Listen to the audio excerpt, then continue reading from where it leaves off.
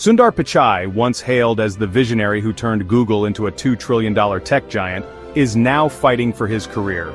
Investors are questioning his leadership as Google's AI missteps pile up, its workforce bloats, and competitors like Microsoft and OpenAI surge ahead. But how did we get here? Wasn't Pichai the man who quintupled Google's stock price and reshaped the internet?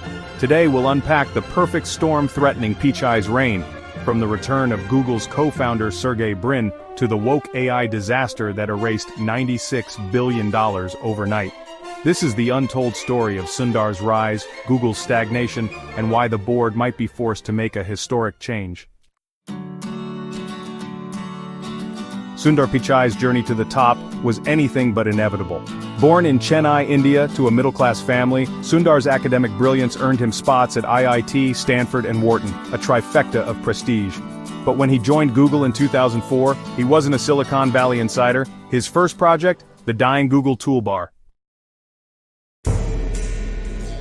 While Microsoft's Internet Explorer ruled the web, Sundar saw a future where Google needed its own browser to control the user experience. But CEO Eric Schmidt famously opposed the idea, fearing a war with Microsoft. Enter Google's founders.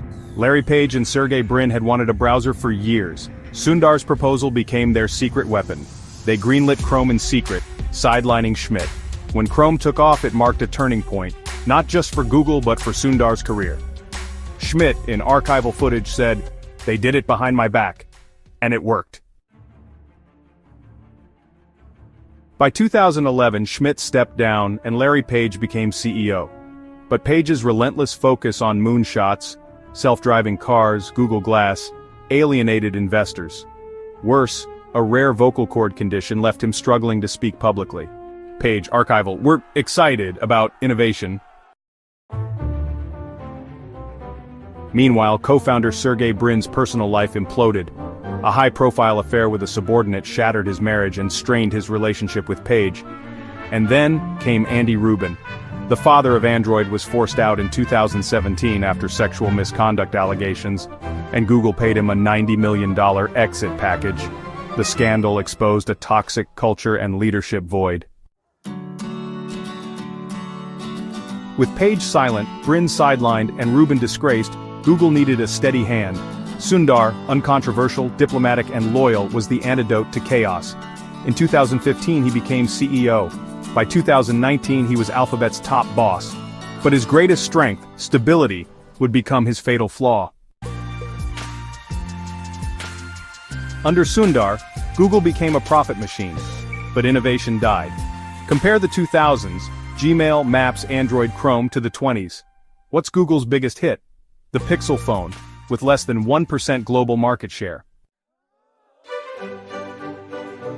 Revenue quadrupled, but R&D shifted to incremental updates, not breakthroughs.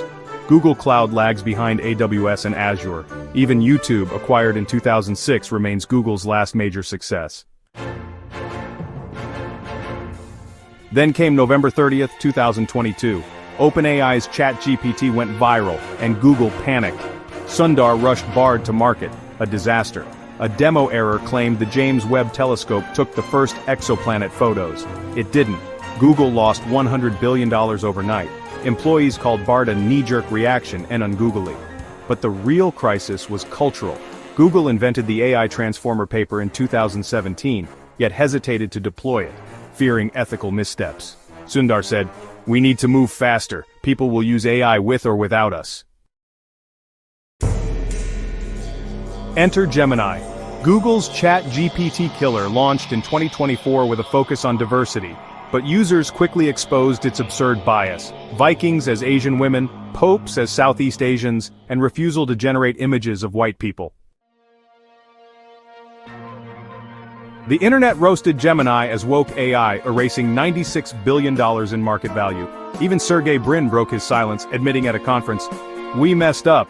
Archival, "We definitely overstepped. We're working around the clock to fix this." Internally, leaks revealed Gemini's guardrails were designed by committees terrified of another PR scandal.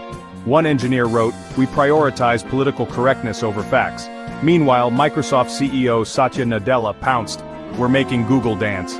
Investors now question if Sundar's Google can win the AI war or even survive it. Enter Sergey Brin. After vanishing in 2015, he returned in 2023, working 3 to 4 days a week on AI. Insiders say he's coding again, reviewing datasets, and pushing engineers to take risks. History shows founder returns can revive companies. Jobs saved Apple, Dell took his company private. But Brin's presence undermines Sundar. A recent leak claims Brin criticized Sundar's MBA mindset in a meeting. Two leaders, two styles: Sundar, the polished diplomat; Brin, the hacker founder. Investors are split. Some demand Brin take over, others fear a return to chaotic moonshot spending. But one thing's clear: Sundar's days as unchallenged CEO are over. So, will Sundar be fired?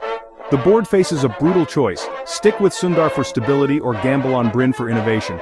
Even if Sundar stays, Brin's shadow looms. And with antitrust lawsuits, a demoralized workforce, and AI slipping away, Google's golden age may be over. Sundar Pichai isn't just fighting for his job, he's fighting to prove Google can still think big. But in Silicon Valley, yesterday's hero is always one crisis away from becoming today's scapegoat. For now, the world watches and waits.